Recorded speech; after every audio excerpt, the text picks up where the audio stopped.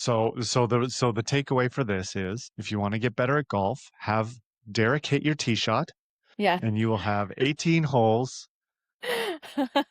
Christine and Derek will put you in just Yes. the gnarliest positions all over the planet, and it's up to Yeah. you to figure it out.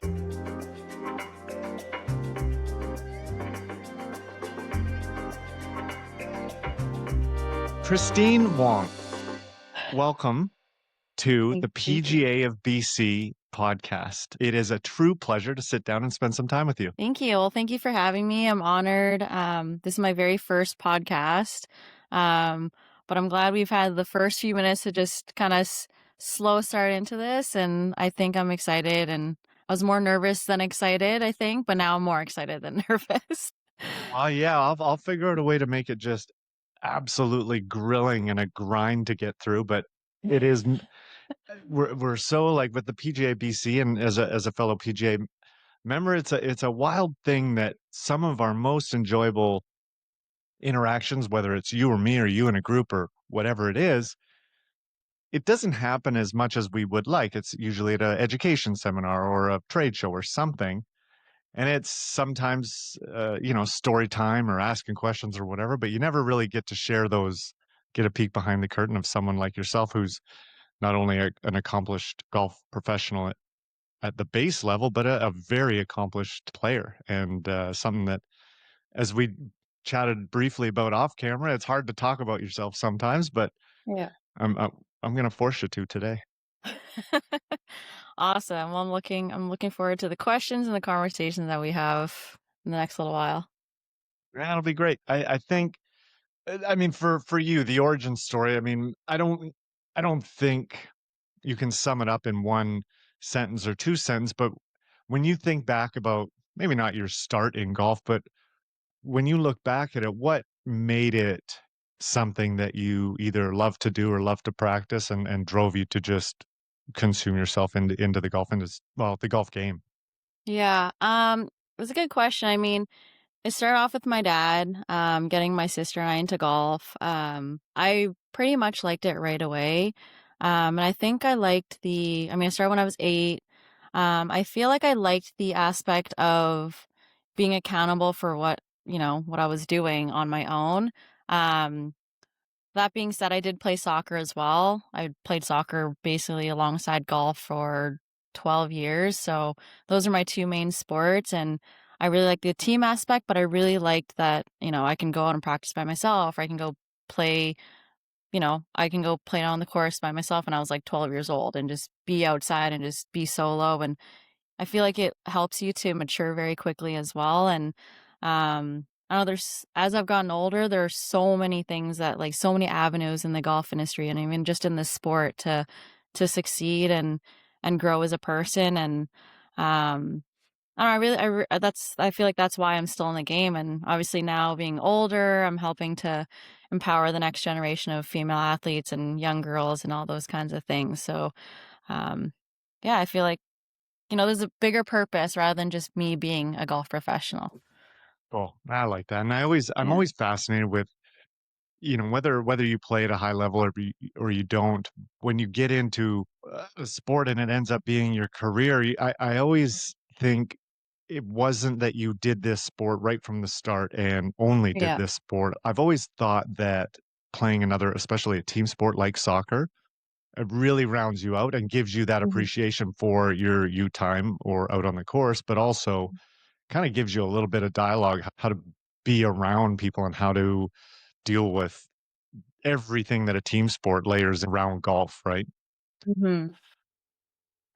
I would be curious to know with your sister, Mhm. would you find with Steph, did you have a lot of competitive nature with her that would force you to play more and practice more and be a little bit better or Yeah. round out your game a little bit differently? How big of an influence was having a sibling that was also a golfer? Funny enough, if she would ever to listen to this, she'll just like laugh. But basically, we both started kind of at the same time. But it took her a few years to get into golf. She was always more of like a social butterfly and literally would just like chase little bugs or animals or whatever. But I found for me, like I was a little bit more focused and I actually like enjoyed the game. So I didn't grind, I just, like, really enjoyed it more, but it took her a little while to get into it, so I didn't really see her sorry, Steph, but I didn't really see her as competition. Um, Even now, like, she does have her director of instruction role at Point Grey now, which is, like, amazing. She's really, like, excelling and succeeding, in her professional career. But growing up wise and competitive wise, I didn't really see her as my competition. We'd obviously practice together and we'd play, we'd travel and all that stuff, but I felt like I had a bigger goal in mind to play professional golf and actually compete. And that was always my thing, so I feel like I was doing that for myself rather than trying to compete against my sister. So I love that. yeah, I mean, we kept it pretty light. We always joke about, like, whenever we practice, like, our mind could only focus for, like, maybe 30, 40 minutes. We'd go to the course at Colchina together. We'd putt for, like, 15, 20 minutes, hit balls for 15, 20 minutes, and then we're like, "Oh, like, so should we go home or should we go play?" Like, it was always nice to have someone there to be with at the course. We plug in our earphones or whatever and then, like, reconvene after. So, um, yeah, no, it's good to have her there, but yeah. Again, like, she wasn't really seen as competition. Sometimes here and then she'll go, "Oh, I beat you by, like, a shot." You give it So, the eye roll, like, yeah, yeah, sure. Okay, yes, yeah, yeah. yeah. Next, And let's nowadays, put, like yeah. yeah, back in the day, she was always seen as, like, Christine's sister. Now, like, I'm like, in the industry, I'm known as Stephanie's sister, which is funny. I love that. Too funny. I love everything about that. Yeah, When you think, and I don't know if you have much, if this scenario comes up, like in my experience with hockey, you see, hockey parents and they say, okay, well, my kids, they're 8 years old and boy, they're better than all the other kids. So let's get it. Like now we got to go all in. It's not only is it camps, it's elite training and diet. You lose a little bit of that organic, like just go play, right? Get out yeah, on the golf course and just be a golf course rat for the lack of a better term, right? Just yeah. sun up to sundown. How much influence would you try and impart on someone or advise? How would you direct that parent? Um, I feel like yeah, no, I totally agree with, like, kind of our like, this upcoming generation. There's a lot of focus on doing a million things, um, but also trying to excel at one thing. I'm like, you can't do everything, but then excel at one thing. But um, for that kind of situation, I kind of lead it in a way that, you know, your kid is, they're doing well, but I feel like you should really let them, like, find their passion. And the more you kind of push someone to do um, something that you want them to do, the more they're not really going to want to do it. So, I feel like passion is the biggest thing for success for anyone. Doesn't matter if it's a sport or business or whatever. There has to be that fiery passion to want to do something on your own. And um, for for us, I feel like I always had things going on outside of golf, which I feel like helped me succeed in golf. Um, and then there's obviously, like, the mental side of things as well that's gotten a lot better, but with parents who have these, really wanna excel, I feel like it has to also come from the kid. Like, I teach a lot of kids who, parents want them to excel, so they, like, put them in every tournament, with the best coaches and all this training and stuff, but I'm like, "These kids are, like, exhausted." They don't they wanna play golf, but they also wanna, like, do other things in their life, so I feel like those are the ones that usually get burnt out the fastest. And I always compare it to, like, when I was younger, there's all these kids who had, like, they're really grinding, and I'm like, meanwhile over here, like, practicing for like 45 minutes, and I'm like, okay, I'm done, I'm just gonna go play golf or whatever. And I end up doing better than them, and they're like, how do you do that? I'm like, I don't know, I just love it. I just play golf for fun. Like, it's gonna take me wherever it takes me, but I want to have fun. And our family and our parents has always emphasized that. And do what you love. And I feel that's helped us. And I try to communicate that to our students as well, and the parents. Well, I Yeah, couldn't agree more, right? And yeah, you like any even in school, right? Like I didn't particularly love school, but when yeah, I got to choose the classes I could take in college, I mean, yeah, then learning was fun because I wanted to learn yeah, that, and yeah, I think the same applies for golf, right? I just love being around it, right? yeah, yeah, San Diego State. yeah. When I say that, what comes to mind, and it can be literally anything. Anything. I mean, honestly, the best 4 years of my life. I did come from more of, like, not super sheltered, home life up until college, but, we weren't allowed to go out and, like, do whatever we wanted whenever we wanted. It was like, go to school, go practice golf, had soccer practice, and, play tournaments and all this stuff, and I feel like college was just it was like I was like another version, but in a good way. I feel like I was able to, like, have a lot of fun, but then I'm like, "Oh, you'd suffer the consequences if you whatever, if you over partied or if you didn't play well at a tournament." You're like, "Oh, like, I really actually have" like, that's where I learned to be really, really accountable in myself as, like, I guess, a young adult. Um, and, you go through all these experiences without, like, your parents there telling you what to do every step of the way, and, um San Diego State was a good time. It was, I don't know, there's a lot of experiences. It feels like just yesterday, like, a lot of the people that I guess now we can call, like, growing up playing within college golf, everyone in one way or another has been very successful, and it's very cool to have, like, a memory or piece of them, like, that I've shared with them back in the day, and with the PGA Tour players, with Xander and Austin being his caddy, we all spent a lot of time, like the men's and women's golf teams. We spend a lot of time together and at practice or just hang out together. So um, I love San Diego so much. I go back a few times a year, and I have a very good relationship with my old coach and my teammates. And yeah, we have a 15-year group chat going on still. So we stay very connected. They're like my second family. It's my second home, and yeah, I honestly don't think I'd be who I am today without my experience for my 4-year experience in San Diego. Yeah. So good, I was and I love that. spoiled with the golf courses down there too. Yeah, right, and that's Yeah. where, like, as a Canadian, you play and you do these things, and you're in the golf industry, and I remember moving down to Florida to caddy, in West Palm Beach, and then you get down there in this golf. I mean, that's when you realize you're like, "Oh, oh, okay, Yeah. this is the golf world," right? Yeah. Like, Yeah. San Diego and these, Orlando and some of these golf mecca hotspots, interactions and networking happen and flow through. You're Yeah. going out for dinner at Chili's in San Diego and you run into so and so and Yeah. they're the assistant director for some shaft company. You know what I mean? It's a cool Yeah. environment to immerse yourself in.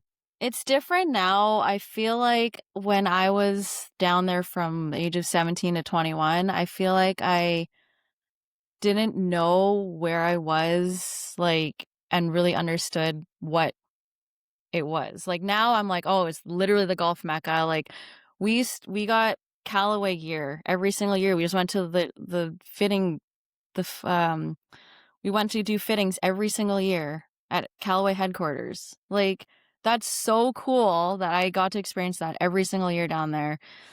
We played all the private clubs. We played San Diego Country Club. We played La Jolla Country Club. All these clubs that, like, I could still go down there and play, but, like, we were playing different golf courses every single week, 2 or 3 courses a week. Like, that's crazy.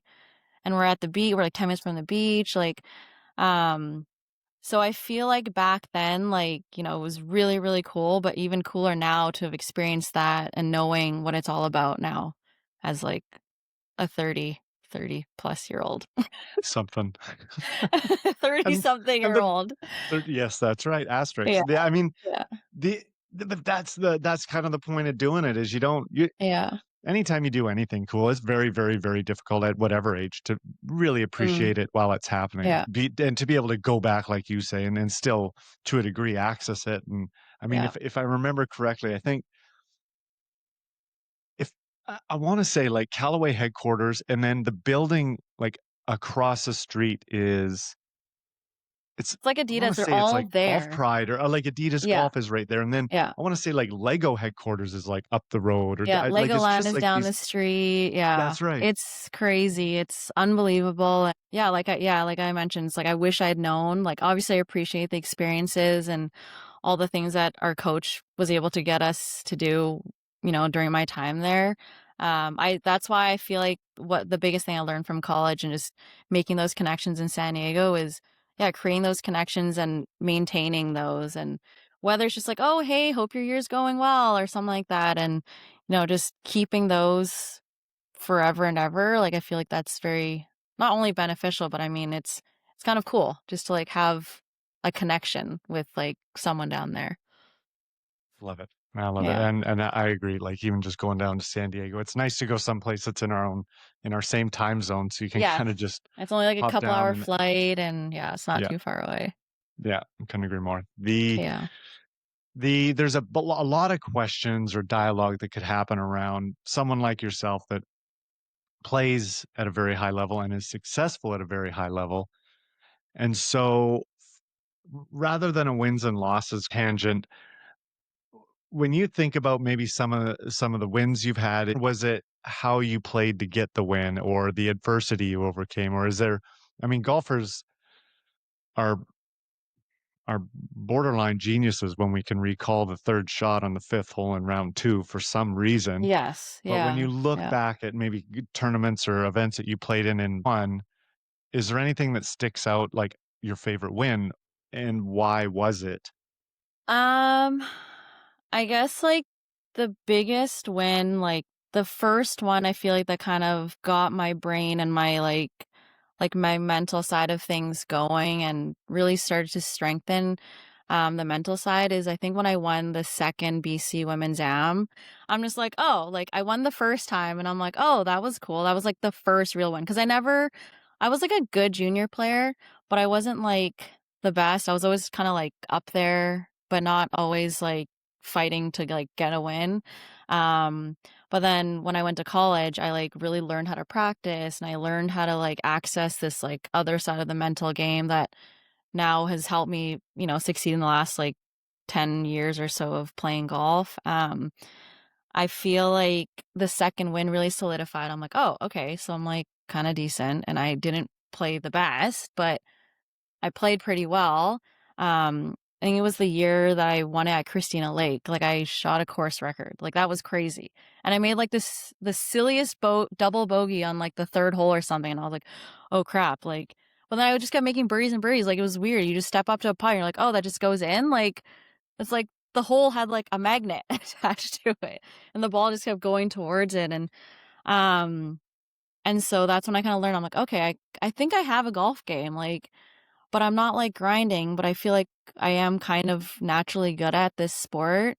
And that helped me to win like 4 NCAA titles when I was at San Diego State. So that was kind of cool. And, when I started getting recognized for like Mountain West Freshman of the Year and like conference athlete of the week and stuff like that, I was like, oh, like this is like really cool. Like, but, then again, I'm like, "Oh, I'm just like, I'm just me, like, I'm just going out there having fun." Like, people always ask me, like, "How do you do it?" And I'm like, "I literally just have fun." Like, um, like, nowadays, when I see these girls, junior girls grinding and they're, like, really upset and crying, I'm like, "It's already happened. If you cry about it, like, it's okay to cry about it, but I mean, it's already happened." Like, you just learn, from those mistakes or whatever had happened, and just move on. Like you literally cannot go back in time and change this one bogey you made on that hole. And I feel like once I started realizing that when I won that second BCM, like any tournament after that that I won and any recognition that I received, it's literally because if something has happened to me, I'm just like, I can quickly let go of things. Like that's like I'm really good at forgetting bad things that happen. But it's also made me kind of be like Nemo or no, Dory from Finding Nemo, Mm, just yeah, short-term yeah, memory. perfect. I have the best short-term memory on golf and in life. Um, and it's helped me excel in golf and I feel like we can get held up on these holes and or these bad bogeys or whatever, but I literally am just like, oh, oops. Like I'll literally say oops when I'm playing golf. It's the funniest thing. And people are like, what? You don't like, I'm like, I don't get mad. Like I'll get sad inside, but I'm like, you know what? It's already happened. Like I can't do anything about it. And, yeah, I don't know if that's part of the reason why I didn't really do well at Symetra Tour when I first couple of years playing it because I was like really kind of like pushing myself to a different limit that I've never really explored, and I kind of got down on myself pretty quickly because all these girls are grinding it out there and I'm like not keeping up. And but then after that I was like, you know what? Life is just gonna go on. It's gonna do its thing. And um I feel like that's carried on to like, like provincial or national titles that I've won, and I just literally go out there and have fun. That's just kind of the Charlie Hull mindset. You just go out there I and have love fun. it. I love Yeah. it. I love it. Yeah. And you it is easy to say, tough to do. Mhm. And I also think too, if you're gonna go out there and play poorly, or you're gonna play average, or you're gonna play well, you might as well enjoy it. Yeah. Like you're out there doing it anyways. So there's, and I'm sure people as well too that play well and they're grumpy Yeah. and they're having a terrible time out there, and Yeah. there's just this mindset of Yeah. But I feel like it's frustration. also That's like experience that makes your mind strong. Um, the more that you kind of like go through these situations of like doing well at a tournament or like not doing well. I mean, we all plan to play well. I mean, we want to play well. We don't always play well, but then that kind of makes us as a golfer or a person. And um, it's funny because like I don't seem sometimes I've been told that I seem intimidating because maybe I'm wearing my glasses. But um I really am just like a fun person, and I kind of just, when I'm playing on the golf course, I try to do my own thing. I try to just, do the best I can, but I try not to like interfere with other people. Maybe that's why I like seem intimidating because I don't talk all the time, but I try to, be carefree as a person. And um, yeah. that's cool. That's good. I remember Yeah. I had a there's a few aha moments, and I definitely didn't play at a high level, but I had a couple of golf coach uh ins interactions along the way. And one of the most impactful, the very first one that changed how I thought, was the golf coach would walk around the golf course as the team was playing, and his comment or his concept was, when I'm walking around, I don't want to be able to tell if you're having a good round or a bad round. I never want to be able to tell. Yes. Yeah. And so it was just kind of a like controlling your emotions. And it didn't mean keeping the highs down or the lows up. It just meant just act accordingly. And the other one that changed everything, and it piggybacks onto your concept of having a goldfish memory and not Yeah. remembering the bad Yeah. ones, is there was one day, instead of practicing, he drove us out on the golf course, and he would drop a ball on a side of a fairway bunker, and he'd be like, okay, I bet you can't get up and down from here, or you can't get down in three from here, whatever it is. And he would do, and we went around and maybe did half a dozen scenarios, and there were some easy ones and there were some bad ones, right? And it was this challenge of like, okay, it's a bet you can't, and whoever could get the lowest score from there would get a high five or whatever. But the idea was, after the fact, he's like, at any point, did it matter how we got in that situation? No. So the idea Mhm. was that there's always an opportunity to just have this one, I bet you can't, like this challenge, like, okay, you got to flop it over the landscaping shed or whatever it is, like these little Mhm. micro challenges. It doesn't matter how you got in the situation, but it kind of reframed that one shot at a time logic. Mhm. But I just really liked how he just would put the ball in the situation. He said it's irrelevant how the ball got here, but Yeah. what's in front of you is this opportunity to pull something off. Yeah, when I was like a young junior golfer, I was a member at Colchina, and back then it was Scott Rogers was a pro there, Tim Wilson was a pro there, Doug Mahovlik was a pro there as well. He was a head pro, and I learned so much from these guys back when I was, at the most influential time in my life of junior golf, and we learned so many different shots. Just like, oh, what'd you do here? What'd you do here? And I feel like that is kind of what's helped me. Like, I'm always thinking like, oh, like what could I do in this shot? Like, it's not just like one type of shot. And I feel like teaching or like kids nowadays, it's like just the way they are learning in school. It's like there's like one way or to do something. And I'm like, no, no, there's like a million ways. Like, golf it's an art. Like you don't have to be using one certain club from this 20-yard shot off the green. Like you can use a putter, you can use a hybrid. What? You can use a hybrid? I'm like, and then I always think about this one hole at Victoria Golf Club. I think it's the third hole, right by the Third road. hole with the road on the left, yeah. And then the Like with like all the it's tiered green. yeah, yeah, the nightmare. I'm Like I like, cannot tell you how I cannot tell you. So I worked there for 2 years yeah, and immediately I remember playing it like, let's go out one evening. yeah, Immediately I'm recalling I was 11 years old and I just went yeah, left, left, left, and I was hitting like 7 off the tee or whatever it was. yeah. Get it up on the green, and if you've ever seen, if for anybody listening that hasn't seen this green, it's insane. I remember getting on the There's like green and 3 seven putting tiers. or There's only something. like, I feel like 2 pin locations that are like fair, quote unquote Yeah, fair. I feel like I'm always playing to lay up short of the green. Cause if you try to go for it, if you go a little bit long, you're like screwed. So like I've literally like laid up short of the green and just used a hybrid and just chipped it up. And I'm like, this is the only way to play this hole is to be that short is and like 100%. walk away. That's the shortest par five. That's the shortest par five on Yes. Vancouver Island.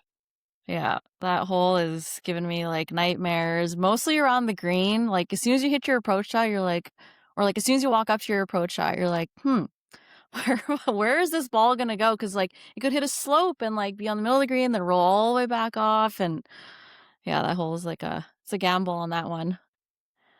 And it's early in the round too, so if you're trying to Yeah. string a round together, right? Like you better play it Yeah. right. And I don't know.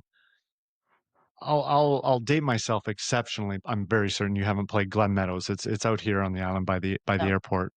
And anybody that has ever played this golf course, but the third hole, similar to Victoria, like the whole fairway is like this. So as the Yeah. summer dries out, Yeah. it didn't really matter what you would do. You could hit a 7 iron or a driver, and it would still end up in the same spot. It was Yeah. equally Well, awful. we can shout out to Victoria Golf Club. I love Victoria Golf Club.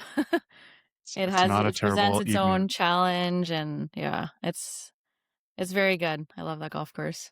Yeah, my people always say, "Well, what's your favorite hole?" And not even asking me, but when you play Victoria, because there's a handful of Yeah. ones, and I always think about that short number two, the short par Yeah. three. I love that one not because it's a great hole, but when you're hitting that shot and you're standing on the green after you've walked up, you're now looking at like the ocean and you're like, "Oh my God, do I get to go over there? Like I get to play Yeah. like around all that." Yeah. It's like this Yeah. anticipation of the next 5 holes Yeah. Yeah. are magic. Yeah. Yeah. Those So, holes out by the water are beautiful. well, and you know what? So what's a little known fact? So 7, 7, 8, 9. Seven's the par four that Yep. goes down. Down. Yeah. Yeah. 8 and then 9. Which shout out to Connor Taiji who has a hole in one on hole 9. Right. Um, 7 originally played as a par 3. So the next time you're by, I don't know if you knew this, but when you Oh. tee off Yeah. and you walk maybe, I don't know, 70 yards, you look up on the right and there's an actual, they still use it. They'll use it for Yeah. ceremonies like that. And it used to be a 3 par. So par 3, par Oh. 3, par 3 Wow. out around the point. It's really cool. So Wow. next time you're Very there, cool. sneak up and Yeah. hit one. Okay. We'll do. Okay. So you now are just barely in your 30s and We'll call it and that. Yes. yeah, absolutely. And you still have tremendous skill and drive and good stature in the golf industry. What does your current goal set look like? Do you have competitive targets? What does the landscape for you now and going forward feel like? Yeah, that's a good question. I mean, it's kind of like it feels like I'm almost at like the middle of my life, so it's kind of a weird thing to think about. Um, but it's the last few years, like since because I did do the tour thing, and I didn't mind playing the golf. The tournament, the golf part was like fine. The one thing I didn't like was the traveling, and I knew that right away after my first year. I was like, this is not what I want to do. I don't want to be living out of my suitcase week to week and like, really the grind. So like as an adult now, I feel like I'm at a place where I'm like, I know what I like and I know what I don't like and what works for me, what doesn't work for me. Because we just bought a place in Richmond and Steveston, and that's like a big life thing, and we're kind of just living life now, and it's nice to have the flexibility of being able to play tournaments that I wanna commit time to. Obviously, there's a million tournaments I could play, but that comes with a lot of expense as well and time away, and so I try to plan out, tournaments I wanna play in. I'm still, teaching full time. Um, I'm also, because obviously teaching and coaching is a little bit different, but, coaching as well, and I travel with my students if when they're traveling down to the States, I'll take them down there and practice and play and do all that fun stuff. But also I still, help out with BC Golf at the grassroots level, trying to get young kids who've like never played tournament but want to get into the competitive scene. And we run these tournaments for the girls to, meet other girls, learn about tournament golf, like writing their scores in a scorecard, signing, like all those little things like that we don't really think about that we just do on a whatever week to week basis, or um we I just like kind of going back to that. It really humbles me to like where I am now, getting these girls into it. And 10 years down the road, some of these kids have reached out to me like, oh, like I'm going to college, and I'm like, oh my god, what, you're going to college? Like they've signed, one of them just signed, shout out to Kaylee Chung, but she just signed with San Diego State, and she starts next, I think, 2026. And she reached out to me asking like, how do you pick colleges and all this stuff, and I'm like, wow, I went through this like 15 years ago. And so I'm helping these kids kind of go through it, and I really like that I'm able to share my experiences and help these kids where I didn't necessarily get direct advice from, because back then you didn't really, you kind of just went with the flow, like there wasn't like a process, unless you knew someone who walked you or handheld you through that process. But I try to make myself really available and like open to these kids and their parents, like if you guys ever need anything. And um I think even for some people it's like still intimidating, so they're not really like sure like, oh, like what to do. And I that's why I make sure I'm like almost like not nagging but like bugging them, like, you guys, any questions, like I can help you out. And um so I'm that's what I've committed my, like, I guess my purpose is like, you know to like providing coaching and advice to these young kids, but also be able to play tournament golf, because it's important that they see that I'm doing well in tournaments for them to like look up to. Like if I'm giving them all this advice and I'm not doing anything with like my own golf, then there's a little bit more credit for what I'm saying to them. Um and for myself, like I love competitive golf. It's how I got into golf and why I got into golf. So that's something that would always be a part of me. Um, and obviously, like with these kids, it's so cool to see them go through the kind of similar thing. And with my advice, it's very like humbling. I'm like, wow, people are actually like taking what I'm saying like to the heart. So it's very impactful, and I really like that kind of work for other people. Yeah. You think sometimes you look back and go, "How did I even, like, uh, Yeah.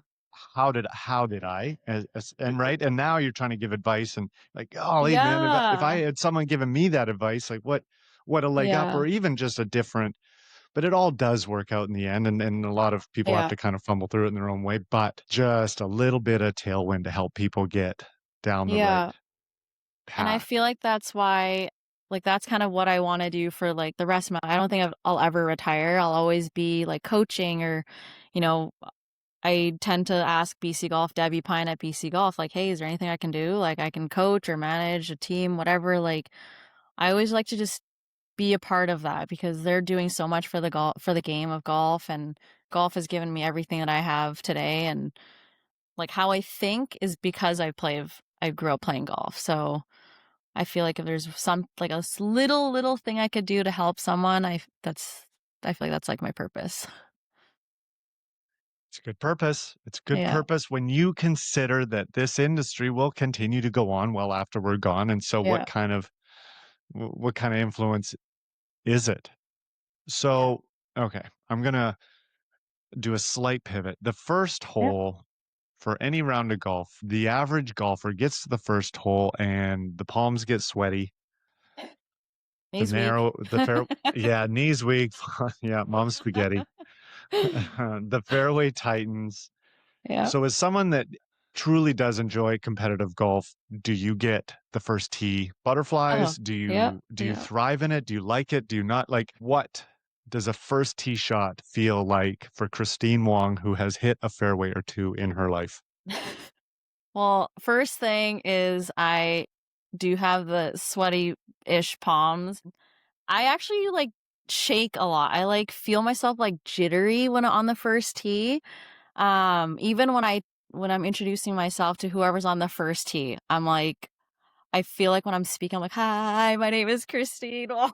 Like it's the weirdest thing. Like even like with all the breathing techniques that I've, done and read through books or whatever, I'm like, it doesn't put you in those situations and like it's hard. It's like you're breathing, but you're like you still feel yourself shaking.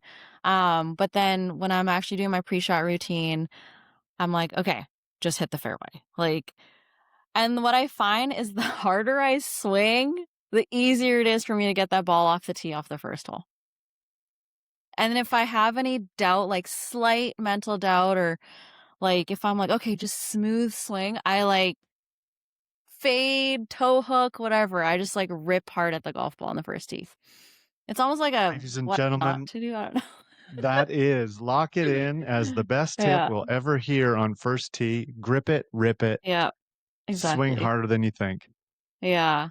Because I do get like for even just like like even G&G events like that we have out here, I do get nervous. I don't know, like even warming up, I don't know. I've done this a million times and I don't know. It's just it's almost like excitement, like good anxiety, um, because I want to do well, but I don't know. It's just I feel like it never will go away. I'll always have that shaky nervousness on the first tee. It's a good thing, and I think, when we do some of our sips and tips women's golf events and I mean, golf is an intimidating sport in its own way for someone that Hmm. plays 6 times a week, male, female, or whatever, but when Yeah. you're getting into the game I mean, the first tee can keep people up at night sometimes, Hmm. and the thing that I always say is, like, it's never gonna feel, like, carefree and like, it's not Yeah. like you're ever gonna get up there and be like, "Oh, perfect, like, this is Yeah. exactly as comfortable as I've ever felt." But Yeah. I think it serves a purpose. It's like that, in an emergency, like, you get this superhuman strength. It's like your body's giving you this Yeah. like, and might even be why Yeah. you put the foot on the gas pedal and take a rip at it because your body's already in that mode Yeah. to get off and going. So Yeah. it's good to talk about because I think even the people that love competitive golf are Mhm. afraid of it or just that Sunday evening 9. Yeah. And you'll never remember the good shots or the bad shots, but Mhm. they all happen. I feel like I thrive on that kind of energy of, like, that first tee kind of jitteriness, like, because I've played a million rounds of fun golf rounds, but I don't have that intensity. I'm just like, "Oh, I'm just whacking the golf ball out here, doesn't matter where it goes." But, like, when I have to be focused, I'm like, "Wow, this is like you see another level of your own golf game at that level. Even when I play for money and fun rounds, I'm like, I don't know. Like it's not the same. Um, and like I guess the 2 years ago when I won the second the time at Glencoe Invitational, I remember like I don't know if you played the Glencoe in Calgary. Mm, yep, Oh my god, yep. the 18th hole at the Forest Course. That's not Yes. even Yep. like an easy I know. finishing hole. I You know. can't even I hit know. driver off the tee. I remember that last hole I like toe hooked it into left bunker with my 5 wood. I'm like, "Oh god." And I'm like I had to I had to par in order to just win outright. If I bogeyed, then I had to do a playoff. And I like in my head, I was like, I do not want to play another hole. Like, I do not want to play another hole. This course is hard enough. So whatever. I like ripped at it, but then toe hooked a little into that fairway bunker. I was like, okay, whatever. I'll just like punch it out somewhere. I ended up like hitting it into that bunker short of the green, like that the bunker right in the middle. And I was like, oh crap. And the pin was back left. And I was like, oh my God. Like there's people sitting Yeah, there. yeah, yeah, yeah. And I'm like, okay, and this girl just hits it on the green, and I'm like, okay, she could like two putt and just like tap, finish with a par, and I'm still in the bunker, 30-yard bunker shot. And shout out to Tim Wilson because just that earlier that week or the week before, he gave a tip on his Instagram about bunker shots. Um, where like if you're green side, you're kind of short sided. It's more of like that V swing, steep swing at the sand. When you're kind of further out, it's more of that U shaped, more kind of middle of the stance. And I in that moment I was like, thank God I watched that video. So, anyways, I was like, okay, I have 30 yards to the flag, and that's like couple tiers, a little slopey. I'm like, okay, just like literally get this somewhere and try to give myself a chance for a par. Um, so I hit this shot to like 7 feet, and I'm like, oh my God, I didn't skull it at the people. Yeah, yeah, yeah. Be cool, be Like, oh my, cool. That's I'm like, exactly where I knew it was I'm gonna like be. No big deal. shaking. Yeah, like shaking. My mom's shaking. Like, so I get my putter, and the girl like putts whatever. She ended up like three putting. So now I have to make this 7-footer up the hill, literally shaking at my setup. I'm like, okay, this has to go in. This can't miss. So I stand there and I almost like took like an extra like maybe 4 or 5 seconds to just like breathe because I was like shaking so much. Um, and people are just standing there. I'm like, okay, you got this. And then I just like hit it so firm back of the cup and like I like fist pumped. I was like, my mom screamed and Of I just like course, as burst moms in do. tears. Yeah. Cause I bursted and then I burst in tears and I'm like, oh my God, all this like energy that was like inside of me just had to like go somewhere. Instant tears. So like that was crazy. Like, but that was like what we're talking about, like with that energy. Like I feel like I thrive off of that and it got me to that point where I actually like made the putt, even after hitting like, toe hooking and like hitting another bunker. Like most people would just kind of like fall apart after that. But I was like literally to the end, I was like, this is not gonna miss the hole. So yeah, I mean some people hate that kind of energy because it's just you feel like you almost can't control, but I feel like yeah, I couldn't control my physical body at that moment, but my mental was like so strong and overpowering that I would just like it almost like made my ball go into the hole. So good. So that was But super but cool. that's it. That's Yeah. and I mean that's the energy that you get and why golf is magic because there's no I mean you could have gone fairway, middle of the green two putt or whatever it Yeah. is, Yeah. but the Yeah. harder it becomes, the more a successful shot feels, right? And Yeah. And man, I feel that's like cool. my kind I of like hearing golf that is like story. exciting. Like my golf is not like fairway, green, two putt. Like I like can hit the ball everywhere also. But it's like I'm able to I feel like that's from my junior golf experience is like we were put into the trees like okay, hit this shot and like so now I can just I'm like, oh, I just like punch it out or whatever and hit some cool punch outs versus some people who are used to hitting the fairway is like as soon as they're put like in the trees with there's like adversity or like something else happening, like they just don't know what to do. So I feel like that's where my game is different. It's that's really helped me and I love golf for that. It's so spectacular. I think a layer to competitive golf that people don't always appreciate is you have to have a golf game that travels. We all know this person that can go Hmm. fire a 60 whatever in their home track and then you get them off course and it's Yeah. it's another level. So I think if you can manufacture the skill to come up with these in and out of trouble Hmm. scenarios, that's usually a traveling golf game. Yeah. And I feel like that is a strength because I've played with a lot of really, really good amateur players and they don't really miss hit it. Like I can miss hit it.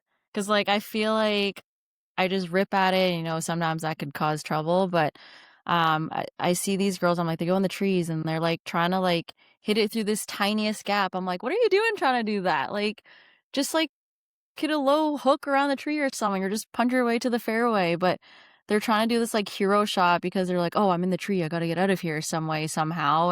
The more you're in those positions, the better you get through those scenarios. So yeah.